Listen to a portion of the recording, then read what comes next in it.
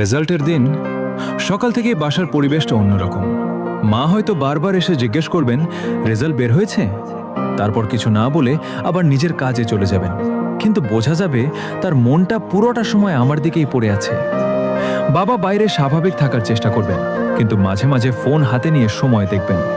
হয়তো কাউকে কিছু বলবেন না, তবুও তার অপেক্ষাটা সবচেয়ে বেশি। ছোট ভাই বোনেরা বারবার বলবে, দেখো না বের হয়েছে নাকি। পাশের বাড়ির চাচা, গ্রামের বড় ভাই, বন্ধু, আত্মীয় সবাই জানতে চাইবে কেমন হলো। আর আমি হাত কাঁপতে কাঁপতে মোবাইলে রোল নম্বর লিখব। মনে হবে এই কয়েক সেকেন্ড যেন অনেক দীর্ঘ। একটা ক্লিক, তারপর কয়েক মুহূর্তের নীরবতা।